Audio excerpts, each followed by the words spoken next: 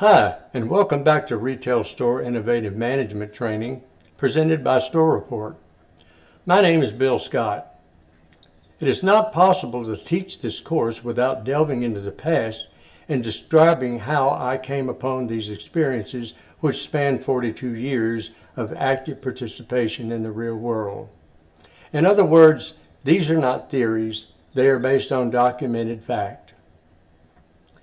In 2003, after serving the convenience store industry for more than 2 decades, I began to experiment in my customers' stores by attempting to solve common problems shared by many, if not all of them.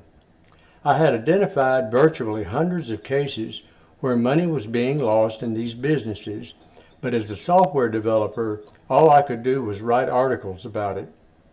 But I was a small voice in the industry and continuously overshadowed by those that had built their supporting industries around the status quo.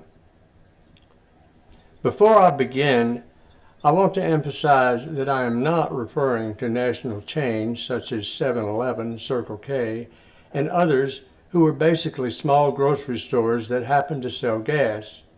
That's a different market entirely.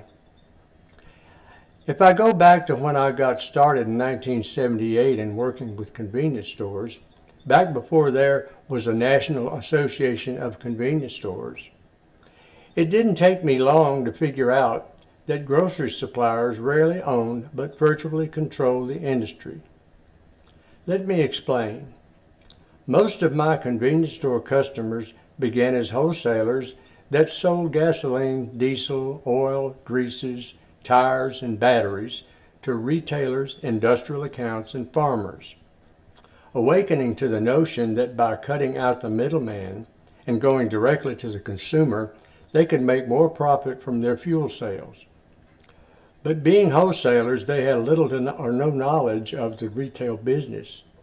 But how hard could it be? Looking for help, they turned to local grocery suppliers for advice. After all, they were becoming retail grocers, and they would have to buy them from wholesale grocery suppliers, so it made sense to go and talk to them. Grocery suppliers were eager to talk to them because it created a new opportunity for them to add more customers at greater profits than they could earn from traditional grocery stores. The conversation went something like this. We want to build a few small stores to sell more gasoline to the public, and we thought we would add some convenience items in the building, so after getting gas, customers could come inside to pay, use the bathroom, get coffee, Cokes, cigarettes, etc. But we don't know a thing about retail. We thought maybe if we bought those items from you, you might help us choose the right products to stock. The supplier readily agreed, but he had no idea what he had just agreed to. The retailer saw this as a promise made by the supplier to manage the store's inventory. It wasn't long before the supplier was forced to make changes in his business to live up to that promise. As the years went by, convenience store retailers became more and more dependent upon grocery suppliers to fulfill what the retailers saw as a promise. And try as they may, suppliers are simply not capable of knowing what sells best in their retailer stores, how much the stores actually need to stock, and how the inventory needs to be priced.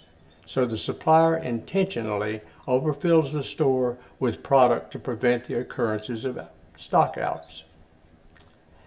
And as far as prices go, he simply provides the retailer with the manufacturer's MSRP or marks up all inventory to retail based upon a common markup percentage agreed upon by category.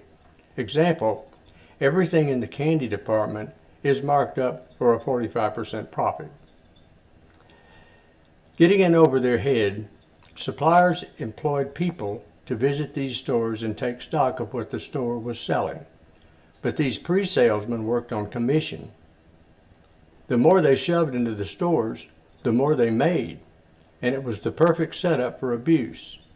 They intentionally searched out empty places to put inventory where it doesn't belong, shoving other wholesalers' inventory aside if necessary. I've always said if you paint a door on the inside of a cooler, a drink delivery guy will freeze to death waiting for the door to open. Now I want to make it clear that I am not disparaging suppliers for wrongdoing. I personally never met a supplier who did not have their customers' well-being in mind.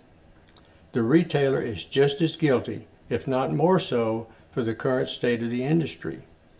The supplier provides a valuable service to the customer, but the supplier is just not capable of managing their customers' inventory, and truthfully, they don't want the responsibility. In future lessons, we're going to give you tips and techniques on putting an end to these kinds of things, which will result in taking back control of your store to the tune of doubling your profits in the first year and seeing results in the first 90 days. And before you go, be sure and select the subscribe button below and the little bell that will alert you when we post another video. You may write to us by sending an email to storereportinfo@gmail.com, and we will respond as time allows. Hope to see you next time.